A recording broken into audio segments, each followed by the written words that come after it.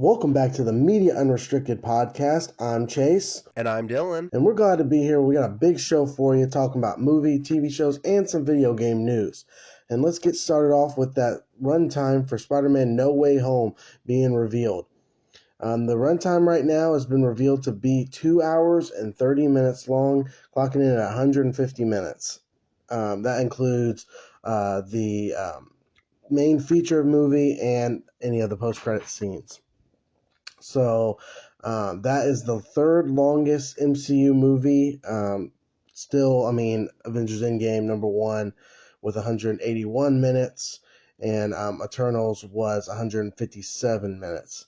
I feel like this is the perfect time. Got a lot of stuff in this movie kind of to discuss and kind of answer some questions that people have for it. So I think this runtime is just about perfect, right where it needs to be. I'm so excited to see this movie. It just comes out in just a few more days. I feel like this is kind of the big movie this year that everybody's been definitely most excited for. I can't wait to see how it all plays out. But yeah, I think this runtime is just perfect, right where it needs to be. Dylan, what are your thoughts on the runtime, man? Is it perfect to you? You think it should be a little bit longer, shorter? What do you think, man? Yeah, I think the runtime is pretty good. I was kind of hoping it would be longer because um, I know I always reference John Campea on these, but again, referencing John Campea, he did the math and he said if you include credits and in credit scenes, the actual movie itself is 2 hours and 14 minutes because there's about 15 minutes of credits. And he also calculated that the credits are around, like the animated credits are around 2 minutes. We'll be getting about a minute and a half mid credit scene. He said the other credits are around 5-ish minutes, and we're gonna be getting like another like 1 to 2 minute like end credit scene. So the movie itself is actually 2 hours and 28 minutes, but people have just been rounding it up. But yeah, that's pretty much where it is. I was really hoping it would be longer, around like 2:45, and like the actual movie itself would be 2.5 hours. But it is what it is. Um, because they have, from what I'm understanding, they're gonna have to cram a lot into this movie, and I'm just hoping 2.5 hours is a long enough runtime to do just that, and to like tie up all of those loose ends, so that way they get them like all nice and tidied up, so that way it can take us into Doctor Strange: The Multiverse of Madness, which comes out next year. So yeah, the runtime for me itself is perfectly fine. I just wish it was a little bit longer. And with more Spider-Man news, we have those first reactions for No Way Home. And so far, all the reviews I have seen are absolutely positive. And right now, with Rotten Tomatoes, it is sitting at last checked at 100% from critics. I believe I had 56 reviews at the time, which is just amazing. I didn't think I'd see that coming out of this movie right now. But here are a couple of the first reactions I have for you. This is from Clayton Davis. Spider-Man No Way Home has a beginning, middle, and an end. I like those three elements. Tom Holland and Zede are good at making me believe that those are characters, and the special effects look real. I like the fights, and I had a lot of fun. This is how I review Marvel movies now. Eric Davis, he had to say, I can confidently say No Way Home is the best live action Spider Man movie, a thrilling and emotional end to the Homecoming trilogy, but also smart, funny, and exciting tribute to 20 years of Spider Man movies. Both hilarious and heartbreaking, and I honestly loved every second. This is from the German Leisure. Spider-Man No Way Home is immensely satisfying. You'll cry happy tears, sad tears, and cheer in the theater. The middle gets a little clunky because there are so many characters, but the third act is so dramatic, fun, and powerful. It more it more it more than makes up for it.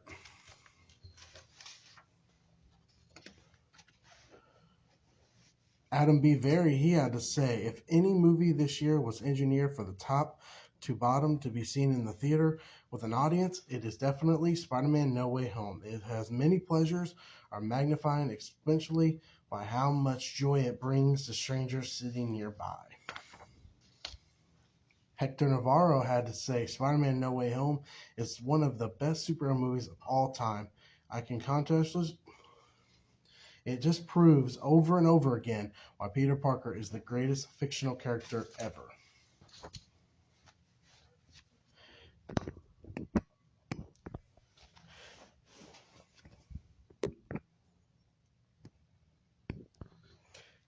Kate Erbland from IndieWire, she had to say Holland is a veteran Spider-Man actor, now having played the role in 6 films now. He really does feel like the heart of the Marvel Cinematic Universe now, and that there's little reason to think he can't maintain that status for the next decade. Matt Singer from Screen Crush, he had to say No Way Home does expect at least a baseline of familiarity with the 3 Maguire films and the 2 Garfield outings. Depending on your perspective, the expectation will either play like a nod to the last Stan Lee's love of the interlocking Marvel Comics backstory or provide ammo for moviegoers fed up with superheroes in general and the gotta see them all of the MCU movies in particular. And my last one from Vanity Fair from Richard Lawson. For much of its 148-minute runtime, the film walks a fine line between being a sequel to Spider-Man Far From Home and suit off on to Spider-Man Into the Spider-Verse. The comparison isn't a filtering one, as the animated feature didn't rely on mere idea of universe hopping to provide its jolt. And those are just a few of the quick reactions I have for you. This is just so great to see, and I think it definitely has me more excited to see this film. Dylan, what do you think of all of those reviews, and how excited are you right now with just seeing all the positive that's coming out of this movie, and where are you just excited level now? Definitely since we're just a few more days away. Yeah, man, I'm super excited for this movie. These reviews really just gave me a lot more to be excited about because we've been on reaction watch for a while now, and like these reviews, like right now, I had the Rotten Tomato score posted up. It's at 97 now, with over 75 reviews up, but it's still at above a 95 and like really close to that that 100%. So like it's still hanging in there even when as the critic reviews go up. And that really just says more about how great this movie is probably going to be. We're seeing it on Thursday, so be sure to look out for our Fresh Out of the Theater for that. But yeah, I just can't wait to see this movie. These reviews are really helpful, probably for the box office as well. Like people who are on the fence about seeing it, maybe with their kids and whatnot. Another thing too about this movie is some douchebags who watched the movie, who I think they were at Variety, posted spoilers in their reviews. Thankfully, we didn't read any of those here for you, but just keep an eye out for any spoilers you see and make sure you don't run into any. And moving on to more Spider-Man news, but into the Spider-Verse, they released theirs for their second movie. They released their trailer, and I mean, it looks just like it needs to be. The trailer picks right up where Spider-Verse first one left off. Miles laying in bed, when then Gwen comes through, opening the universe opens. And then you also have Spider-Man 2099, who Oscar Isaac voices. They kind of are like kind of fighting each other. So I don't know, man. This is gonna be great because this is gonna be part one. I had no idea that there was gonna be multiple parts to this. So I'm very, very excited to see where they go with this because the first Spider-Man to the Spider-Verse was a lot of fun. I really liked it a lot. So I'm very excited to see where they go with on this one and see if it's just as good. I think a lot of the same people are returning, so I expect kind of nothing but the same Oscar worthy because I believe it won some Oscars if I'm correct. So I mean, I can't wait to see where we go from here. So Dylan, what did you think of this quick trailer, man? Do you like what you see? How are you excited on this movie right now? Oh yeah, I'm right there with you. I'm super excited. I really love the I really love the Spider-Man, like Into the Spider-Verse, Across the Spider-Verse, like art style. Like I think that was one of the things that people really gravitated towards in the original movie, and I think in this movie the art style is looking a lot better. Like the art, I don't know who they have doing the art, if it's the same people or if they have or if it's someone else. But regardless, the art just looks on point, absolutely on point. One of the other things I love in this trailer is that you can clearly see that Miles is older as compared to the first movie. And I think that's really going to serve him well because he's like, I think this takes place like maybe a year, between a year and 3 years after the first movie. And that's really going to serve him well because that means he's going to be a more experienced Spider Man, you know? And that's really going to help him throughout what he's going to have to do in the multiverse again. Since, like you said, Spider-Man 2029 is going to be coming in, and you see in the trailer that he goes across the Spider-Verse, and Spider-Man 2099 is fighting him. So I'm wondering what that's all about, and like where they're going to lead that, and what all this is going to culminate into. Because obviously, you see Spider-Gwen in the trailer; she's coming back, and I'm just wondering how this is all going to play out, and I'm super excited. One of the things that caught me off guard, though, is that this is part one. I didn't expect them to make two movies out of this. I was only expecting one movie, so which simultaneously disappointed me and made me excited because we do get um, this movie, and then I think the year after that we're getting part two. But like I said, I'm simultaneously disappointed and happy. I'm happy we're getting two movies, but I was disappointed because they're splitting it up into two parts. But I mean, when you look at it, I guess that's what they did with Endgame and Infinity War, and both of those are two of the best movies in the MCU period. So when you look at that and then compare it to this, I mean, that might mean this is going to be the best Spider Verse movie, and then part two might be the second best. You never know because that first Into the Spider Verse movie was fantastic. Then you got the sequel here, and then you'll have part two of the sequel coming out the year after that. So I'm super excited for this movie. I can't wait to see where they go with it and see what comes next. And moving on to Morbius, they released a 4 minute clip which kind of shows the transformation of Morbius.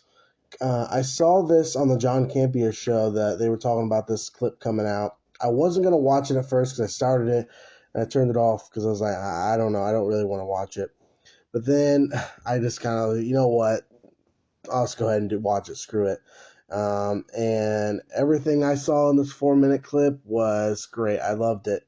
Um, just kind of seeing that, just that transformation and just seeing Morbius just taking out all these guards and killing every single one of them, and just like all the colors and just like I mean, because it's kind of like not like super bright to see, but I mean it's where you can still see what's going on because some superhero movies have that problem where it's at that nighttime, so it's really tough to see. But they nailed it like with this. I mean, you can see like there's nice colors and everything to it. Just seeing Morbius doing his thing is awesome. Just cannot wait to see this movie. It's just hard to believe that it's next month, folks. I think we're just about a month and 2 weeks away from this movie coming out.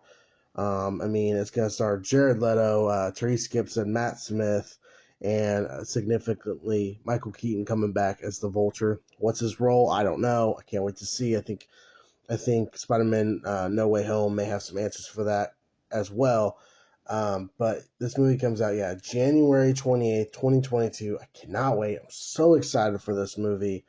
Um, Dylan, did you get a chance to see this 4 minute clip? What did you think of all of this? And are you really excited to see this Morbius movie in just a little over a month? No, I did not see this Morbius clip. That's mainly because 4 minutes of the movie, 4 minutes of a whole of a part of a movie to me is too much to show. Like, because a lot can happen in 4 minutes, especially his first transformation from human into into the Morbius the living vampire. Like, I feel like that's something you should save for the movie, right? I mean, that would be just like them releasing a 4 minute clip of Eddie Brock first transforming into Venom, or like what's another like if we haven't seen the Hulk in live action before, like Bruce Banner's first transformation into the Hulk. Like that's a big moment you should save for the screen. And I'm keeping myself from that because I want to save that as a first experience I have in the movie theater.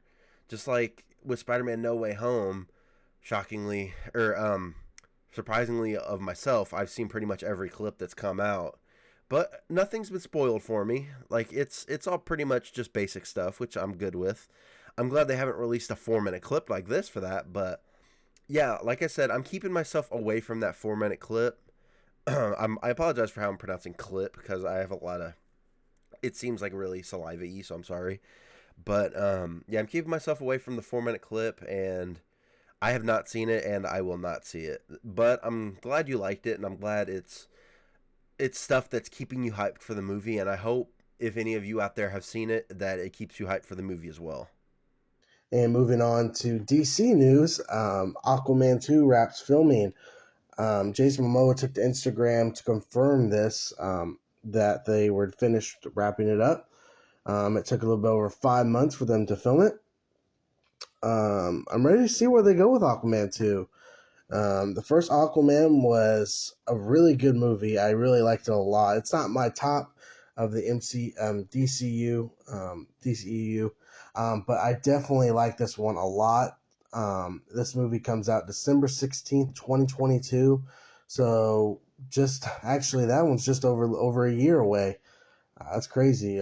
But this will be James Wan's strict. We will be directing this one again.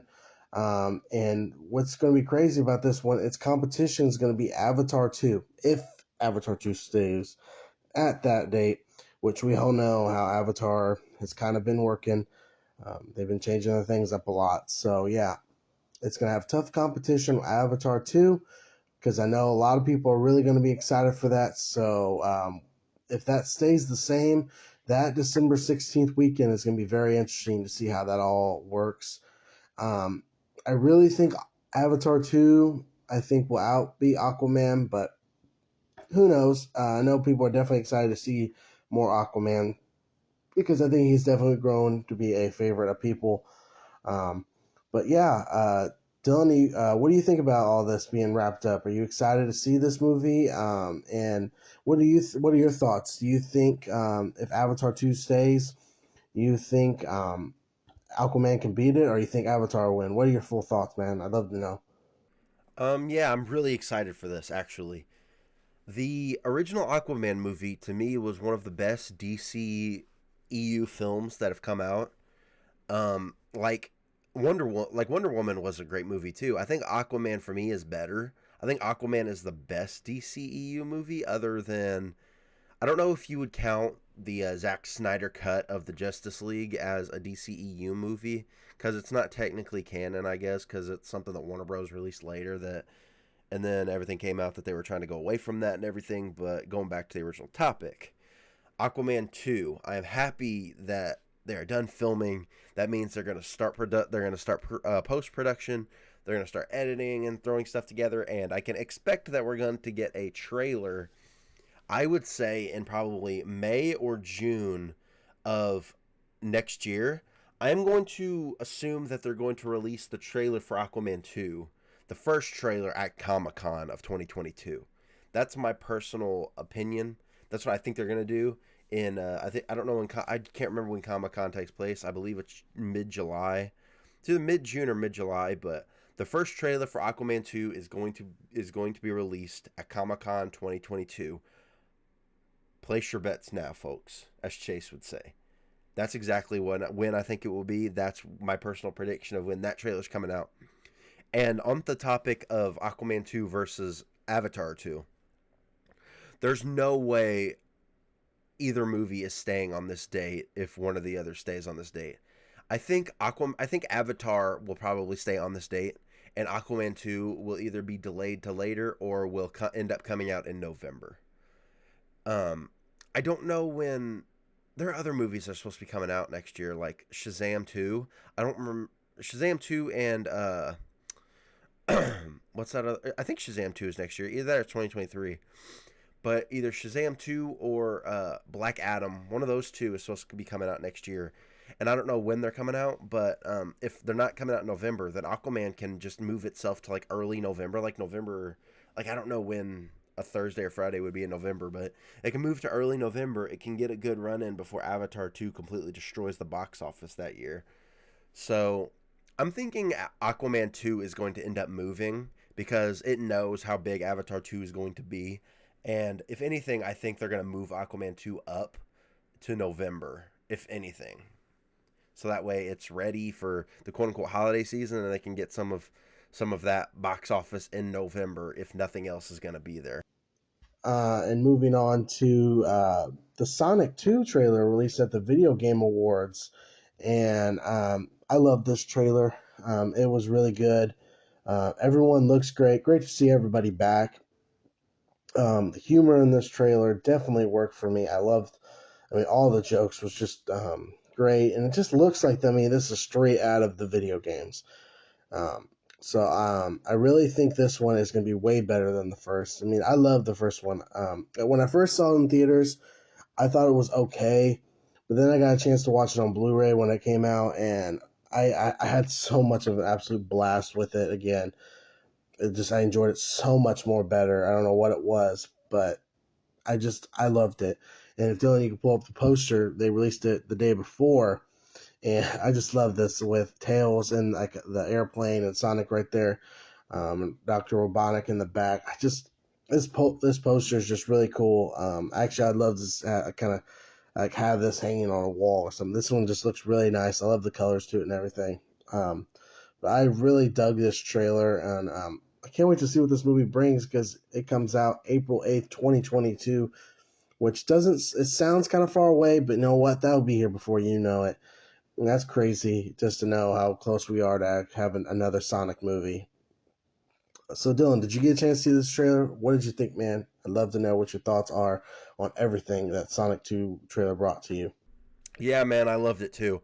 It really captured the heart of the original one, and I think this one's going to be even better than the first one. Mainly because I think Sonic the Hedgehog, the first movie, was just a test to see how audiences would react to Sonic and him being like injected into a live action setting. And seeing like how much money it made and the reactions it got from fans, I think the studio was like, all right, people loved how we did it, so let's just go full gung ho. Let's let the director do what he wants to, and it looks like that's what they're doing.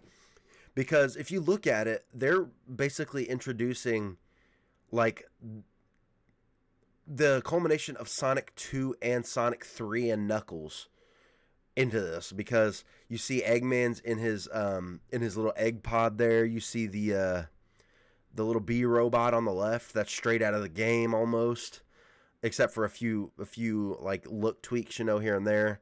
You got Tails, you got Tails' plane, you got Sonic riding on the plane, and you have Knuckles. Like, this is a movie that's going to be probably as accurate to a game as you can get, other than obviously the Resident Evil Welcome to Raccoon City, which nobody wants to talk about that. But anyways, yeah, this movie's gonna be great. I have a feeling it's gonna be video game accurate, and I think fans are probably gonna love this one so much. And moving on to screen news, they came out with a few things. They came out with a couple new posters and a couple new TV spot that's got something interesting that I love to talk to you all about. Um, Paramount released screen posters with the cast supporting the Ghostface mask. The poster featured Jenny Ortega, Melissa Barra, Mason Gooden, Sonia Ben Armour, Marley Shelton, Mikey Madison, Jameson Sylvia Brown, Jack Quaid, and Dill Manette. And also Nev, David, and Courtney got one as well. And in the posters, like it holds, like they're holding the mask. So it's like, so any of these people, or someone is, could be Ghostface. But just makes you wonder who. But these posters, when I first saw them come out, I was like, I love these posters. I dig them so much. It's the simplest things. It's just these posters are so cool. I just don't know what it is. I just love about these posters. And they also just came out with a poster today on December 13th, 2021, that is really cool too. With like got the cast, everybody there, and Ghostface mask on the back, and it looks like Stu Macher's house at the bottom. When it and a sign that says Woodsboro, and it says on the tagline, "The killer is in this poster." This poster is so kind of like simple, kind of easily done, but it's so good. The Scream marketing has been fantastic for this movie, and like in this footage that I want to talk to y'all about, it shows it wasn't like officially released when I saw this because 3C Films did a video, um, and then it is like released now, but it shows someone wearing a metallic silver ghost face mask shooting like a flamethrower. I love that concept when I saw it because I don't know what's going on, but I mean we've kind of got the better pictures now because it looks like it might be the auto person that you see in the trailer. So it might be him because you can see they're like not wearing like the full costume because you can see this wearing like you see their arms, or who knows, this could be another thing off a stab for all we know. But I don't know. I just love that idea if maybe they would go for a change. Maybe they would change the mask up and go with the metallic mask. Because, I mean, I gotta say, it looks pretty damn badass. Um, I just, I just don't know. And Scream, they have just, I feel like, nailed it with the promotion for this film. The movie drops January 14th, just over a month today when I'm recording this. Just a little over a month. It's going to be here before you know it. Me and Dylan have a big show planned here in the few weeks where we're going to do a Scream, kind of our betting odds, kind of who's going to make it out alive, who's the killer, all that. Just a just a video devoted to Scream, the new one. Um, so, Dylan, have you seen any of these posters and this footage? What did you think of all of it? I know you're a big Scream fan. I just got to know, what did you think about every single thing that Scream has been releasing over these past couple weeks? Yeah, I saw the posters whenever you brought them up because I didn't even know they were released. And I gotta tell you, like the posters to me, I don't like them. Like I feel like the Photoshop on those is not good at all. Like the Photoshop on those to me is where you see them holding the mask. I don't. That doesn't seem like their hands. Like because the faces and stuff don't seem like they match the rest of the poster, and it's just weird to me. But anyways, the TV spot is what I want to primarily talk about because those posters were okay and all, I guess. But that TV spot was fucking rad, dude. Like, yeah, you're talking about that metallic poster because it's on the screen right now, like a small little shot of the metallic poster with the ghost face using the flamethrower, and you can just see like the orange light from the flamethrower just bouncing off of it, and it looks fucking cool as shit, dude. Just like I can't wait to see this thing in action on the actual movie, and to see like just man, just to see like what goes down in this movie. Like there's 100% two killers because we've seen in the trailer there's a killer with a ghost face mask and then or a killer with the white ghost face mask, and then in this TV spot they reveal one with a metallic one. I definitely think there's two killers now. I think this confirms it. There's one with the regular mask and one with the metallic. I'm wondering if the new killer is the one in the original mask and this one um is an older person that's coming back, because I think the killer in this movie, I seriously feel like has to be a legacy character of some kind. Like it's definitely got to be a character from an older movie. That's why I know it's a big fan theory going around right now, but I seriously still believe that Stu Macher is alive and he's one of these killers. I seriously believe that.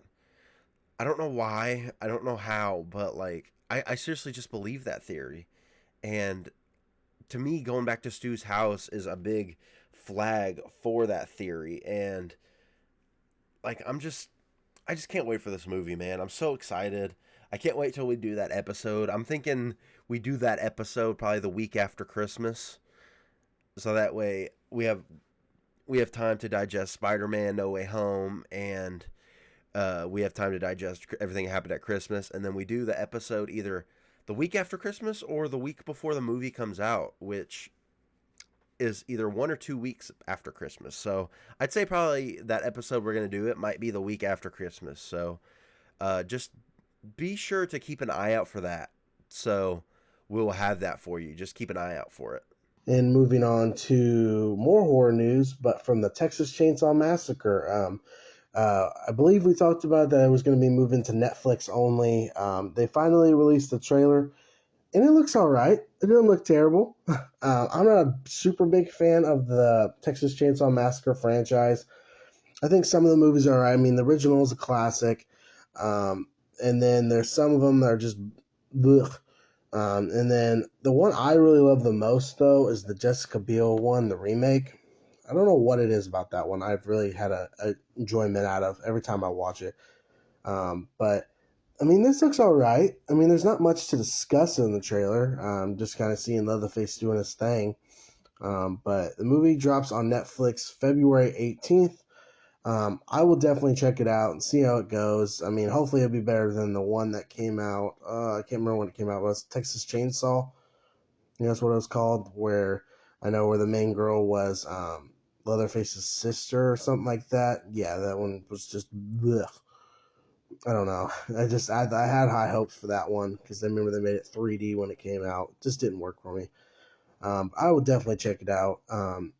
Dylan, did you see this trailer? Are you gonna watch this? Where are you on the Texas Chainsaw Massacre? Are you a big fan or just kind of not your thing? Yeah, the trailer for the new trailer or the trailer for this new movie confused the hell out of me. Mainly because like you see shots in the trailer of him breaking away the boards in the wall and pulling out the old chainsaw. So like, are they saying that in the 40 years since the original movie he hasn't done any killing, or like what? I'm confused how, like, what this is supposed to do, because like surely there have been people that have come by in those 40 years, because I don't know if this is a direct sequel to the original or what this is supposed to be, because it says reboot sequel, but I'm confused. Like, this is just confusing. Like, I'm in because I'm always down for some more Texas Chainsaw Massacre, but like this is just confusing. I don't know where they're gonna go with this and how this is gonna go, like, at all. Moving on to our TV show news section, Hawkeye. I haven't had a chance to sadly catch up on the last two episodes. I've been kind of busy, so but I did see Elena has finally arrived. Great to see her. I've been definitely waiting to see her, and she looks just as great as she did in Black Widow. But Dylan, if you want to go ahead, feel free, give your thoughts, because I definitely would love to hear what you thought of all these episodes. Yeah, the main focus of episode 4 was pretty much just about Clint and Kate trying to get that watch, because Clint and his wife have some sort of connection or know the significance behind that Rolex that the tracksuit mafia or whoever took from Avengers Compound. And that's one of the main points of this episode, is they're trying to get that back, and they find it in Maya's apartment. And like, they pretty much just break into Miles' apartment and get it. She finds him there. They start fighting, and then that's when Yelena gets introduced into this episode. And then she's on top of a rooftop fighting Clint, and then she just leaves. And knowing from what I know about the trailer at episode 5, she's going to be in that episode. So that's going to be awesome too. And like, that's pretty much it for this episode. Other than that, not like a whole lot went on that I care to explain. That'd be something more that you should see watching it for yourself. But it was a great episode. Like, this show just keeps getting better and better. I've loved every episode so far.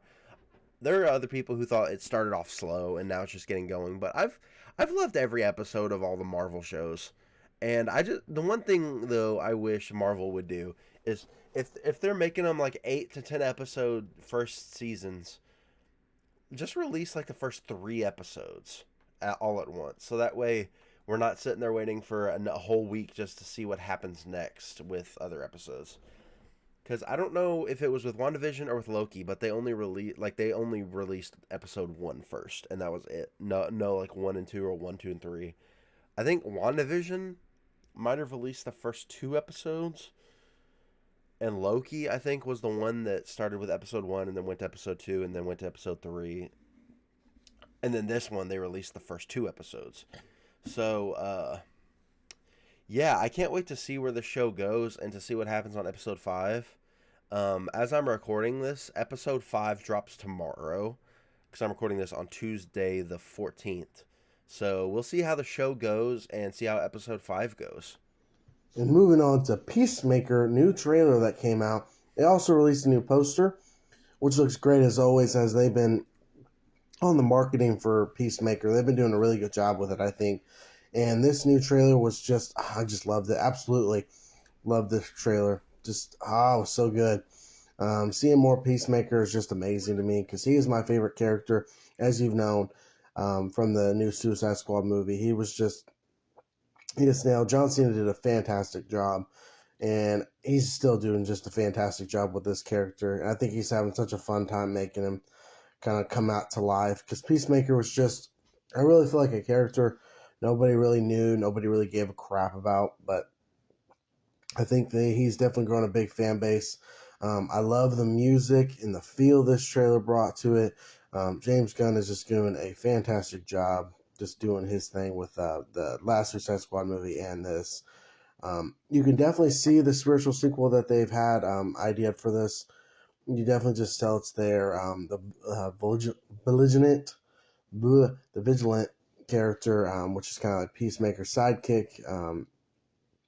He looks great. He kind of looks like Snake Eyes. I think I kind of like him a lot. I'm really excited to see what he brings to helping Peacemaker and what he is in the show. This show drops on HBO Max January 13th, and I just cannot wait to see it. I know me and Dylan were probably definitely going to watch it and bring you like out of the show thoughts or something like that for you, something new for you.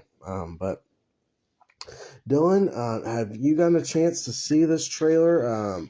What did you think of it? What do you think of the new poster? Where's your excitement levels just for see how the Peacemaker show goes? Um, but what did you think, man? I gotta know what you're thinking on this show. Yeah, I can't wait for the show. John Cena's Peacemaker was one of my favorite characters in that Suicide Squad movie. Um, we've talked about this Peacemaker show quite a lot, so I don't know how much more I can give in my opinion about it. But the trailer itself was great. Like you said, the inclusion of the new like hero anti-hero vigilante was cool. I don't remember if he was in the Suicide Squad movie, but getting to see Eagly the Eagle was great too. And I love how they have him in this show. I don't know if he's CGI or if he's a puppet or what he is, but it's just cool that they have like what looks like an actual eagle in the show. And it's just really cool to see like this team as well from the Suicide Squad movie and just see how that all plays out. And I can't wait to see what goes on with this show. And finally, we have some video game news for you to bring you from the Video Game Awards. I just got two things just to talk about that kind of stood out. I wanted to talk to you all about, and one was the Texas Chainsaw Massacre video game. Yes, they are bringing a movie and a video game, and I assume this video game will be just like the Friday the 13th game, which is really fun, really cool game. But this, from what I got from this trailer, I just don't think so. I'm okay. It just doesn't look as cool as what the Friday 13th one brought. I really think it needs to have a single player story mode or something like that, which would have made a lot more sense. But I think it's going to be like multiplayer. This trailer just did not work for me, and I really just don't care. Maybe when the game comes out, I'll maybe watch some gameplay, but that's probably about it. I really don't think I want to play this game. Oh yeah, I'm super excited for this game actually. I know you're not, but like you said, it will be like that Friday the 13th game because it's being made by the same company. And as you can see on the screen, Kane Hodder will actually be playing Leatherface in the Texas Chainsaw Massacre game. So I'm guessing the people over there at Gun Media or whoever that is that's making that made the Friday 13th game and is making this game, they're either really good. They must be really good friends with Kane Hodder, and like either that or he's like an employee of theirs or something for him to be doing this as well as Jason. Um, and I'm pretty sure it will be multiplayer. It will be like that Friday the 13th game, and like that makes it sound fun to me.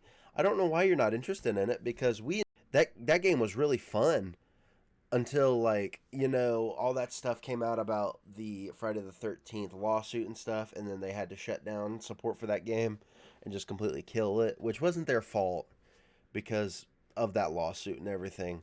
Because they were going to introduce in I think like 2016 or 2017, they were going to introduce a single player campaign into that game, and that never happened because of that lawsuit. So you could get your wish in this game too, Chase. They could introduce a single player story mode in this game, which I mean would make sense. But I think the multiplayer also makes sense because if you're a group of friends that get stranded and then you just see this guy, like you're gonna try to figure out a way to escape or like fight back. So like I'm actually looking forward to this game a lot, and I will probably play it whenever it comes out because I'm super excited. I'm super interested in this, man. I'm just there. I'll be there for it. And then the Suicide Squad Kill the Justice League. I've been excited for this game since they talked about it at the DC Fandom last year. And this kind of gameplay was just really fun. Looks like it's a lot of blast. Kind of looks like what the Avengers game wanted to be, but then it's probably going to succeed at it. And I think they nailed the Suicide Squad characters and their looks, and everybody just looks great. I'm definitely going to play this game sometime. It looks great. Dylan, what did you see out of these things? If you got a chance to see them, anything else during the Game Awards? What did you think of all of it? I gotta kind of know what you're thinking. Definitely of these two because these kind of something that we would definitely play. What did you think, man? Yeah, Suicide Squad Kill the Justice League. I was interested in this game when I first saw it, like you said at DC. It was it DC Fandom or was it was either last year or 2 years ago that we first saw a teaser for this. I think it was last year. I don't know if it was at DC. I think it might have been at DC Fandom in 2020 that we saw the first teaser for this. Um, it was either then or it was at E3. I can't remember. I'm sorry, everybody. But yeah, I'm really excited for this, especially after that gameplay reveal, because it does give me vibes of that Guardians of the Galaxy Square Enix game. And I haven't played that Guardians of the Galaxy game, but the gameplay on that looks super fun. And the gameplay on this looks super fun as well. And just like looking at like the voice acting and the cutscenes and everything, the game looks beautiful as well. And the Suicide Squad fighting against the Justice League under control of Brainiac. Like I'm thinking they're not gonna kill the Justice League. I'm thinking what's gonna happen is they're just gonna end up. They might end up killing Brainiac and fleeing and freeing the Justice League from his control, and something might happen from there. I don't know what's going to happen, but I can tell the story in this game is going to be a banger as well, and I just can't wait to see what happens in this game and what happens with everything else. It's going to be awesome. And moving on to our fun question of the day. Um, this one's kind of one just to get everyone's thoughts. With Spider-Man No Way Home coming out in just a few days, what are a few things that you think will happen? So this is just our opinions. We don't really fully know or anything. So definitely after you watch this video, please hit down in the comments and say what you think is going to happen. What are your full guesses of what you think will happen in Spider-Man No Way Home? But mine, we're going to start off with Venom makes his appearance at the very end to set up the next movie. I really know with that end credit scene that Venom did for Let There Be Carnage, he's got to be here. I just don't know how or what he's going to be doing, but I really think either it's going to be Eddie Brock tease or Venom. Like maybe they're going to be fighting, going to fight each other. Maybe at the end of the movie, I don't know. I just really think Venom is definitely going to make his appearance in this movie in some form, somehow. Just don't know what. Someone is not going to make out alive is my second thing. I don't know who at all because I really can't make even a guess for you. but someone's not going to make it out alive in this movie. I know there's going to be some tearjerker moment somewhere in this film. I just don't know where.